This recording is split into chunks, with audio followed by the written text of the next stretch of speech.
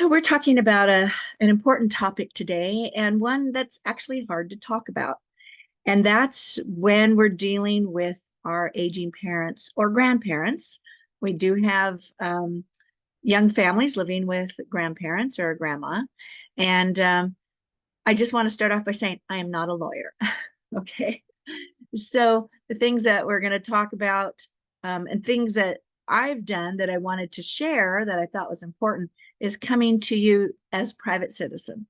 And this idea of sandwich parenting, or sometimes called oreo parenting, where you, the mom, are in the middle and you have your parents on one side and active and all things going on with them, and you're still raising kids or grandkids. You maybe are like me with silver hair, and everyone's getting older.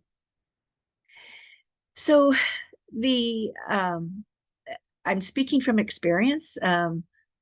Two parents, two wonderful in-laws, a stepmom, and everybody's experience is unique. And your relationship with all of these adults, the people that you've grown up with, will be different too. And wanted to talk a bit about first the changing relationships, because we already have gone through when we become a parent and then our parents become grandparents. Sometimes we have some dynamic relationships and things that we need to work out. As I say, it's different with each parent and each situation. But I really want us to be aware of ourselves as the mom who's in the middle, who is taking care of both sides. If your parents are needing some care and things are evolving, or a grandparent and you're responsible. And it can be absolutely exhausting. As much as we love these people and we of course want to do well by them, the reason I'm talking to you is because you also have to do well by yourself. And you may be like me. When I needed to step in my mom's situation, I was working full time as a teacher, and that is a very busy job as it is, with very little time to yourself, and then to take on another role.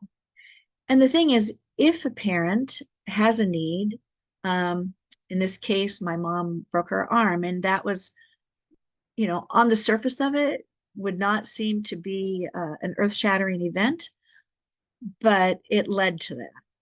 And the thing is, we really need to be prepared for any kind of emergency if you're the one who is going to be the caretaker. Because when something like that happens, everything grinds to a halt. And it's worse if you're not prepared. So that's what we're talking about today, is while you're in the middle of this relationship that's changing and evolving, if you have to step up for intervention and be the one taking over some of the responsibilities, the dynamic can be shifting then too.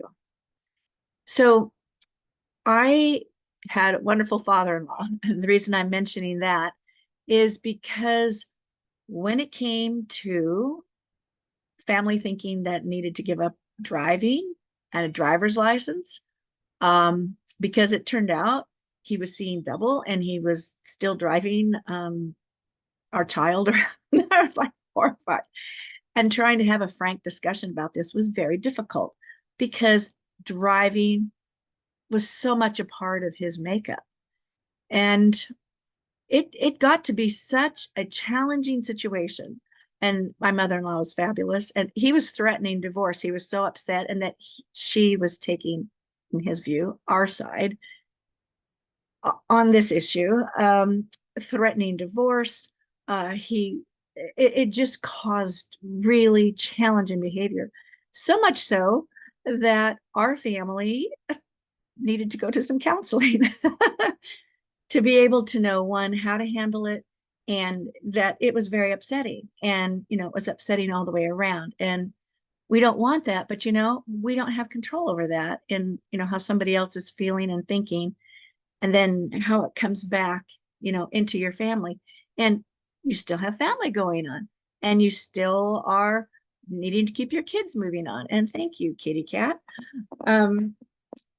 the how did we get that situation resolved? We got it resolved by um, just saying he couldn't drive the grandchild, which caused a lot of unhappiness and anger towards us. And, as we progressed in the situation where things were, needing more care, we were not the executors of that case. But it just became a situation where my mother-in-law could not manage taking care of him and having to move into assisted care, which is a whole nother conversation that we could be having. But all those things are impacting you as a mom. And not only that, if you're an elder daughter, and if you follow on the internet on all the things about elder daughters, that's a dynamic that we deal with too within ourselves and managing these relationships.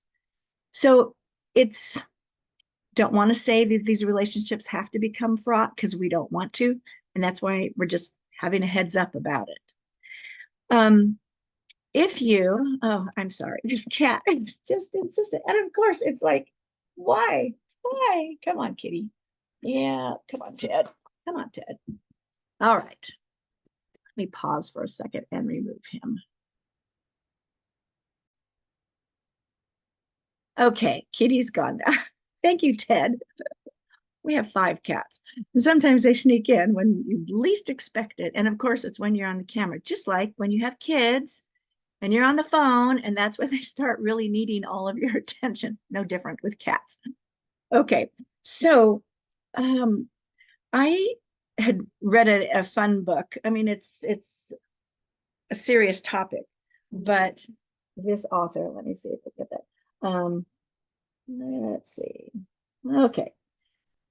So this is actually a memoir by Roz Chast, and she is a cartoonist for the New Yorker. So it's lighthearted and it has her funny, sketchy drawings in it, but it details her relationship with her parents as things were needing to change. And keep in mind, you're having everything else going on too. So I want to talk to you when maybe, this happens to be summertime, you might be able to have some conversations with your parents. And, things are a little more fluid in the summertime. And, taking this on, one of the things that we happen to be working in our neighborhood, just where I live, we have natural disasters. And we're really encouraging our neighborhood to, have your stuff organized in case of an evacuation. Well, it's the same for this. We should all have it for ourselves, but you also need it for your parents. If you have something like this where you can put their important documents, it will save you a ton of time, because anything that happens involves a lot of paperwork. And that's not when you want to be hunting for even their social security card or their number. But before that, you need to have a conversation about what they would like, what they are thinking about for the future, but your part in that. And you may need to ask to have the power of attorney. And, in some situations, and as I say, having been through this a few times, that can feel like you are trying to take control of their life, and you're not. This is for an emergency situation. And we need to be really clear about that you're not coming in to get into the checkbook and everything else, but the power of attorney gives you the authority to make decisions for them in case they are not able to do that. Even, we wouldn't want accidents or anything like that, but you will need to have that. And it should be in something that you can grab and carry, and you have all of this about them. So the power of attorney is a document that you all will need to sign. And you can even download one from the internet. And so I happen to live in California, and you can get all of that online, and it's totally legal. So I was going to show you. It looks like this. And you need two kinds of power of attorney. You also need a medical power of attorney. So you could make decisions. So one does not necessarily cover everything you know, in case of a medical emergency. And you can get this notarized, and it's not, a huge thing, and assuring your parents that, you're not going to abscond with everything. Um, the other thing that you'll need to have is, if they're willing, they haven't made a will. So I went through this with my mom, and it's like, do you want the state to have everything that you worked for and saved?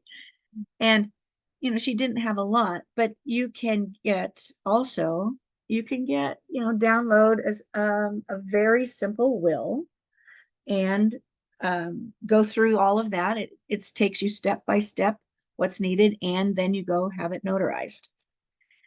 Something else in that box that I liked having was a document that showed me where her things were.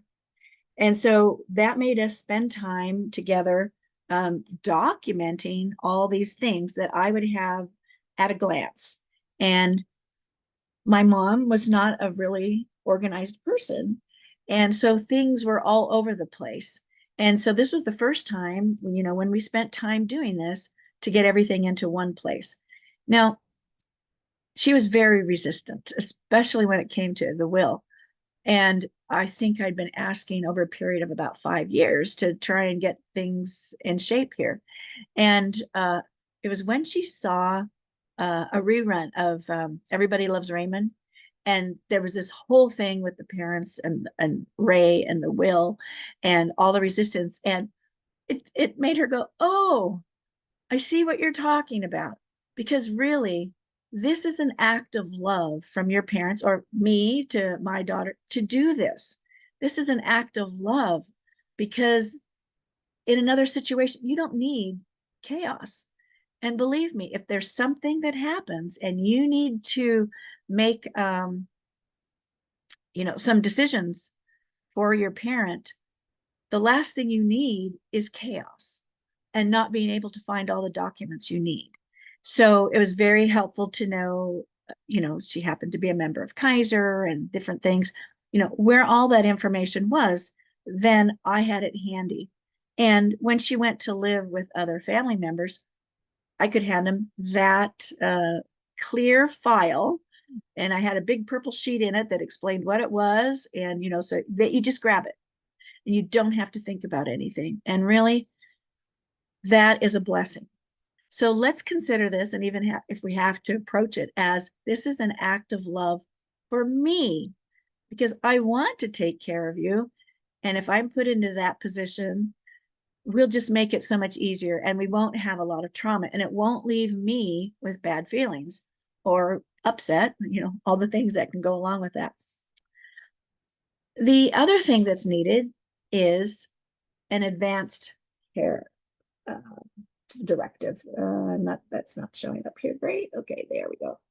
Okay, so an advanced health care directive is your parents saying, this is how I want to be cared for in the event that it looks like my death is imminent, or I am in a really bad situation. And if so, my heart goes out to everybody in that situation. Because, this is an emotional relationship we have with our parents. And all of that is playing into this. So if we can get all this paperwork out of the way in advance, it lets you, be the daughter that you want to be, in a situation. And this is a hard topic with some, yes, it's a very hard topic.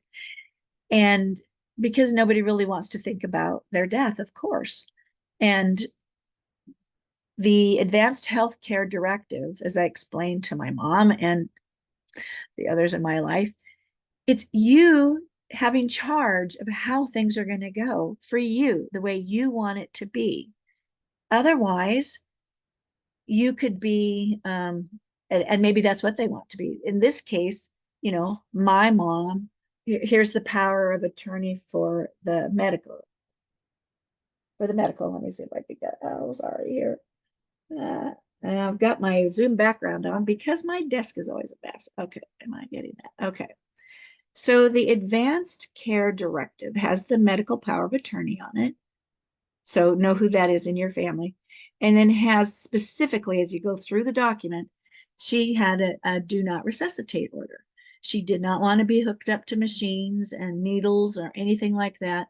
Um, and so even though it's hard to talk about, and this can be changed too. You can change this at any point, but it's for you to be able to act on their behalf for what they really want their experience to be. And that's the important part of it.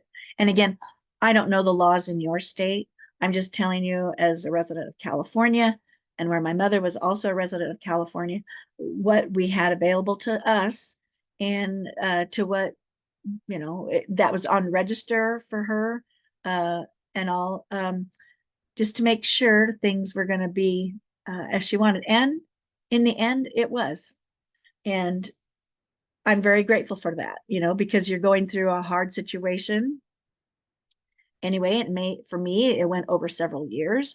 And that's a challenge, and it's a challenge, to let go and have all of that, because then you, as mom who is dealing with that, and your family, you're dealing with the relationships and grief. So you don't need to have all of these other problems that are going to absolutely demand your attention right now. So if something goes with your parents, everything comes to that is the focus, and everything else kind of falls apart. Except that I had a job I was working at as a teacher, and I couldn't be gone endlessly in dealing with things. So we need to take care of ourselves in that respect. The other thing I did was I had color copies of all of her, really important things, so I could show all that documentation when I needed it. I knew, I had her checking account, I had all of that in one place, and had made color copies of it so that things went really smoothly. Another hard topic, and that's arranging for funeral expenses ahead of time. And that is a gift that we need to ask our parents for. I really appreciated it with my in-laws, who had all of that taken care of. And so it didn't fall on me to have to make all kinds of arrangements. And you'll find out that this stuff is really expensive and continuing to go up. Well, my mom didn't want to do that. She just couldn't face that or deal with it. And so her directive to me, and it even said when we did the statutory will, it said, do it as cheap as possible. And, just have the county come and take care of me, because I'm gone and it won't matter. Well, it didn't go that way. And she passed, it was during the COVID era. She didn't have COVID, but when her passing came, you couldn't reach anybody.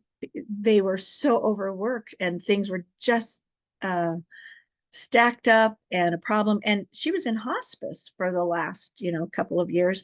And hospice had assured me that they had made all the arrangements. Guess what? They hadn't. And I had even asked, as I felt like, the end was coming near, had even checked in with them to make sure everything's all arranged. Oh, yes. Oh, yes. And we're dealing with, well, when her passing occurred, and they called, they hadn't made arrangements. It was just the group that they had dealt with before. And they said, we can't come. We're just too busy. So on the day of my passing, I'm on the phone for 13 hours trying to find somebody to come. That was a really awful experience, I have to tell you. And, just by, if my mom felt like she didn't have the money to pay for it, well, that was something that, we certainly could have taken care of, but she wouldn't, she just wouldn't do that. And so her desire to have the absolutely cheapest possible arrangements did not come to pass. And because it was COVID, all the prices were jacked up. Everything was high. And so it didn't go as she had planned, but it, certainly put a lot of stress on me. And I was very grateful to finally, because now it was up to me to do that. And her thing was, oh, the coroner will come. No, they wouldn't, because she passed in a board and care situation, and they only come like if it's at home, like, the person passes at home. So that was not the option that we thought it was going to be, or that she had hoped it was going to be.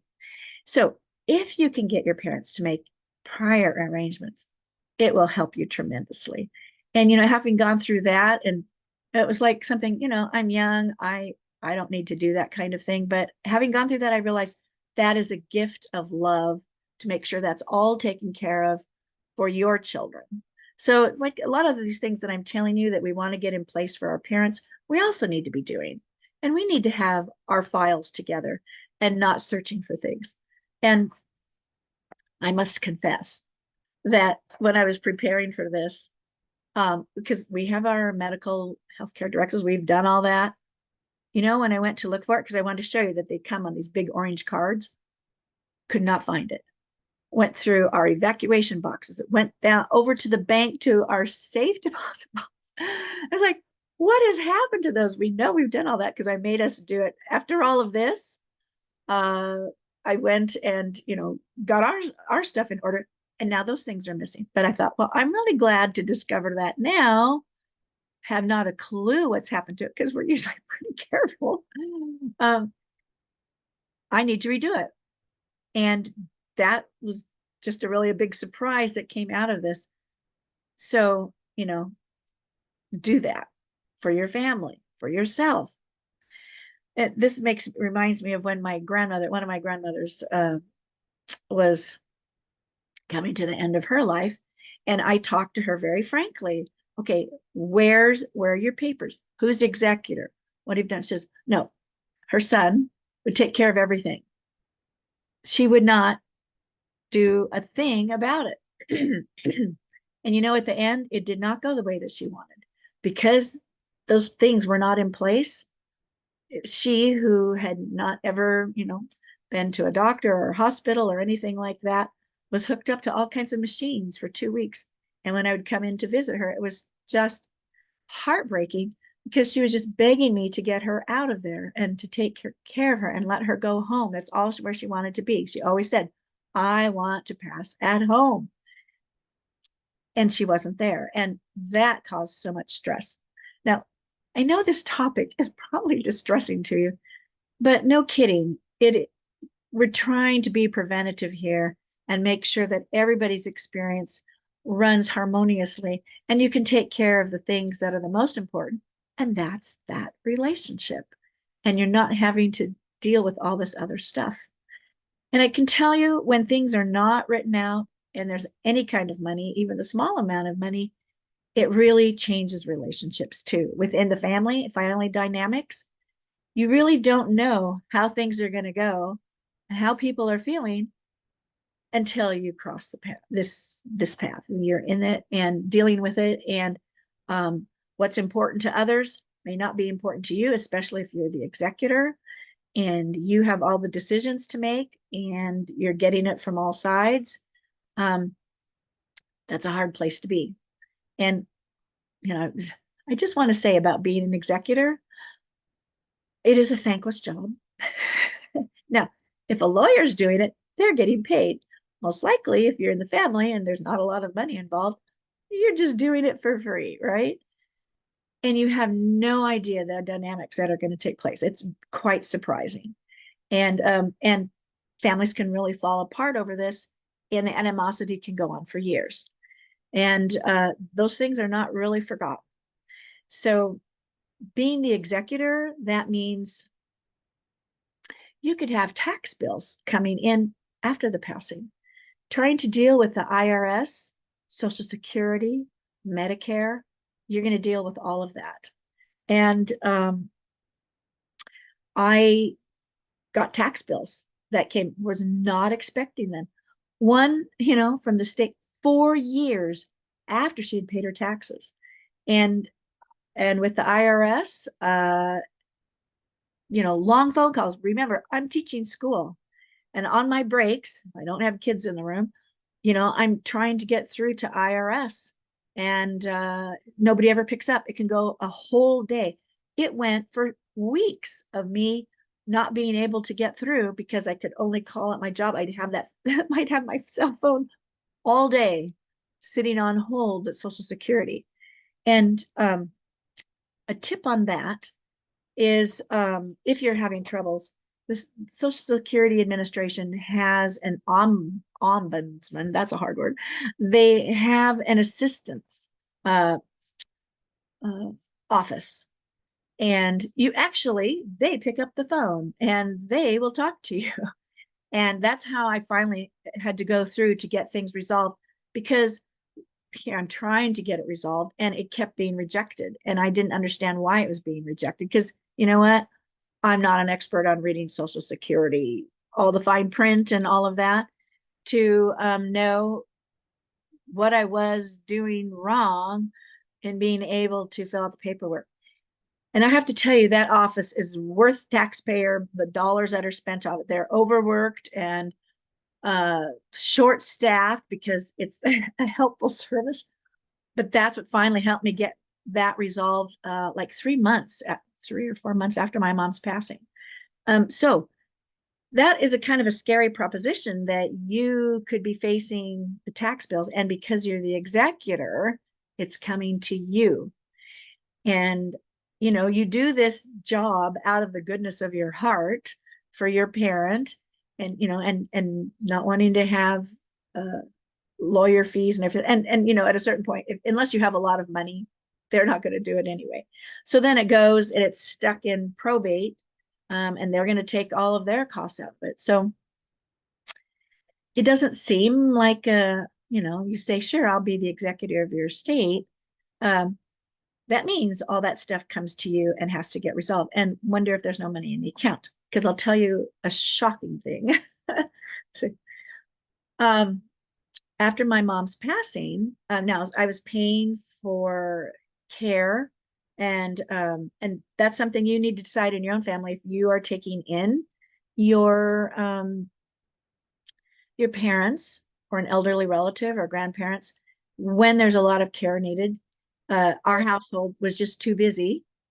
Um, we at the time we had a full house, so I would have had to put a hospital bed in the living room, and that was no place to be. So she was in care, and um, so that's paid at the first of the month, and all the Medicare, all the stuff that you have to pay on anybody's behalf. And I had to have services brought in, so that's all coming out of her pocket. Um, so about halfway through the month, now the bills are piling up that I need to pay. And I look at the account, and there was no money left in the account. So it turns out that if your relative does not die on the last day of the month, in this case, this was February, and she passed on February 27th. There was one more day, February 28th. If I could kept her alive a few more hours, if not, guess what? They reach into your account and pull that money back. So I'm sitting there, and her pension did the same thing. So I'm figuring, because I had care, it was down to the penny on what we were spending based on those amounts. And they come in and they take it. Now, I don't know who has that job in the US, that that this is coming for people, but we had no idea that you are going to, if the person, you get the notice that it's, they passed on the 15th, and that message is sent right away to the government. That money was snatched back, and it was shocking, because then I got tax bills on top of it. So being the executor, just know it can have some fraught issues with it.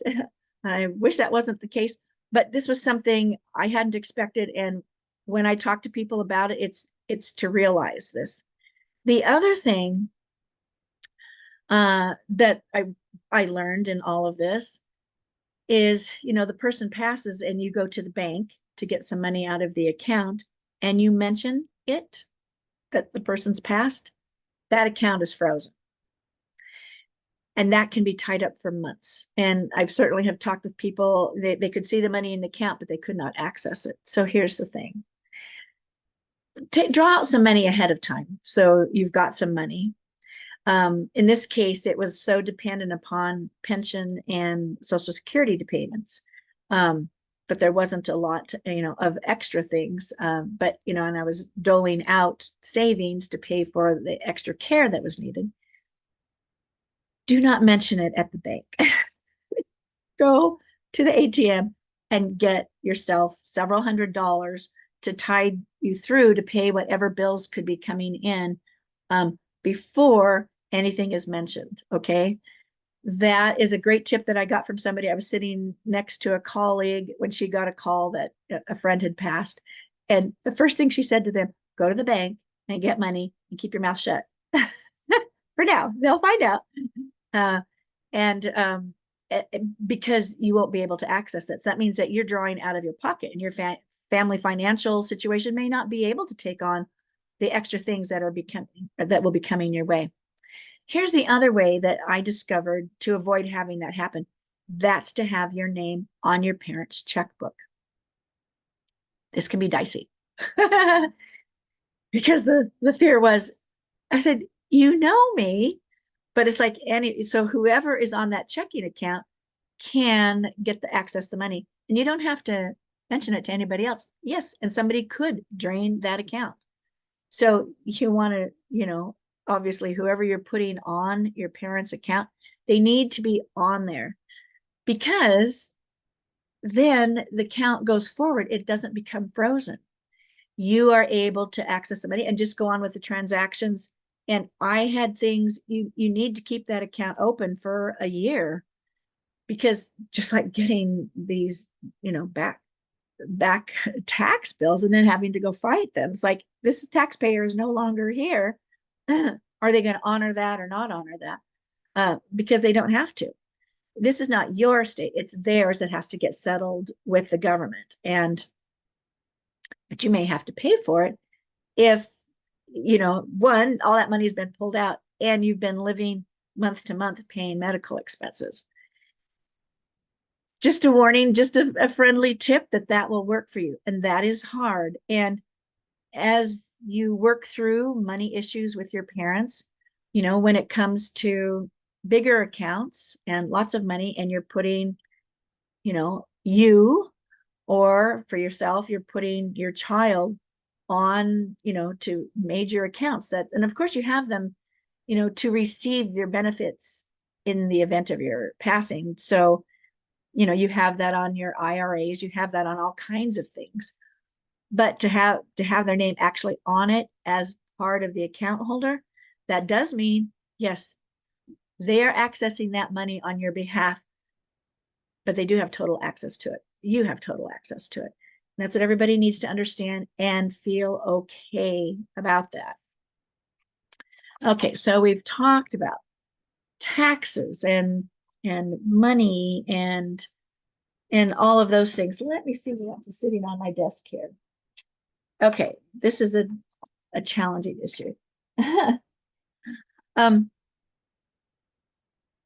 It's hard to sometimes go to an elder lawyer, and I do recommend going not just to any lawyer, but go to a lawyer who specializes in the elder care laws and the elder laws of your state. We had one drawn up for ourselves, and I guess some laws had changed, and things that were in it or not in it here, several years later, were not quite valid. So we had to go back, and this is not cheap. But we had to, put some codicils or something in there because the law had changed. If we didn't do that, when, it came time for our estate to be settled, we might not be covered fully because laws had changed and we were operating on an old document. So yeah, you're spending money up front in, you know, three or $4,000 depending, to have a sit down with an elder attorney. And really, we ended, we're looking for recommendations because anybody can call themselves anything. And this was not something out of the phone book, but went to somebody who actively participated in that particular association. So served as the president for a year. So we figured, okay, this person knows what they're talking about because they're conducting a convention. Okay, so you may end up, let's see, trying to get past my Zoom here. Okay. All right. I feel like I'm doing a little show here. This is a client document that we had drawn up. And, it was specifically, this was for my mom in the event that she needed to go into more expensive care than could be afforded. And that means that in our case in California, it's called Medicaid. So, uh, this was drawn up so if we needed that, we were trying very hard not to do that. But if she needed it, it meant that her savings account needed to be gifted. So now that this is a hard concept, gifted over to us to manage for her. Um, and in that case, uh, if you're doing something like that, we recommend the whole family be involved in hearing what's involved. Everybody's on the same page so that there's no misunderstandings and that everybody understands the obligations here of the executor and how this can operate. That was a measure we took because of concern that if her care got more than what could be provided, board and care is a private home. And so we chose that as in the hospice care, um, to have a more home-like setting. We knew it was intimate. There was like 6 people and know the caregivers, and we were in and out of there all the time. So we could, see what was going on. And I did move her. I think I went through 4 where wasn't happy with what was going on, or she was not happy. And there's not lots of them, but it did provide a different kind of environment than an institutional environment. And we're working very hard, not to have that happen. But in the event that it did, that we just simply ran out of funds because we were going through a lot of money every month. And I wish that healthcare for all of us and for this kind of care at the end was affordable, but it's not. It's just tremendously expensive. And, um, I think what the hard thing and what I struggle with, honestly, is that I couldn't make the ending be what my mom wanted and what I would have wanted for her. I didn't get to have her in a grand place and where she could go to play bridge and to do all that stuff. The funds just weren't there to do that. And she lived with family as long as possible until having a broken arm. And I'm telling you, that didn't seem to be, I mean, yes, it was awful. Um, but that would be such a game changer in all of this. And so what I'm telling you is everything I learned because of a broken arm. Um, how that went on. And in reading lots of other people's stories and looking at statistics, it kind of starts with that. And it's just, to be as prudent and as wise and protective as you can of your parents, of your children, and your family, because that keeps going. And, if you've got kids, there's just so much stuff that's going on with that. And add grandkids to the mix. And that's why we say we're the one in the middle. This is a very challenging time, but it doesn't have to be totally negative as far as being able to be prepared as best you can. Can't deal with the emotions in advance, and you don't know how others are going to be. You don't even know how you are going to be. At one point, because we had elder counseling available to us through Kaiser, I thought, okay, I will, let's go and talk. And so the woman's talking to her and doing all this stuff and concerned. And my mom says, I have no idea why I'm here. I am fine. I guess you're here for her. It's like, okay. Um, yes, we've tried counseling at different times. It hasn't always gone the way, the way we thought it would. Okay. Um, do what you need. And you have to make a decision. And it's a hard one, whether you are taking, elderly family members that need a lot of care into your experience. And maybe you can have a healthcare worker come in and support you. Um, there are many options. Just because of a financial situation, we could not qualify, even though here we're not home. And that was the issue. I could not leave my mom comfortably at home. That's what she wanted, but we could not do that while working. And it was very hard to say, I can't do that. And I'm concerned about your safety. Oh, I'm fine. I'm fine. My father-in-law, the same thing. It made me so nervous. They were with us until I couldn't. I was a nervous wreck. I had seventh grader, but I was watching him like a 2-year-old because he did not want to follow any directions I was asking him. Like, I don't want you to fall into the pool.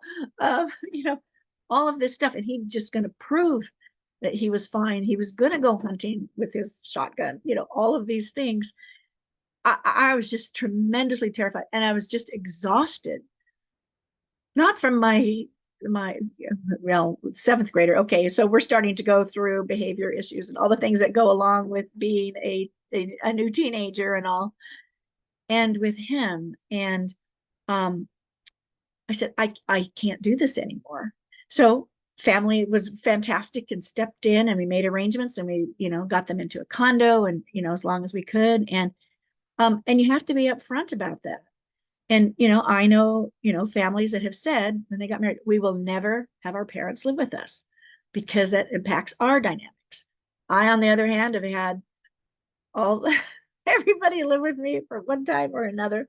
Um, and, and you can't feel guilty about any of that.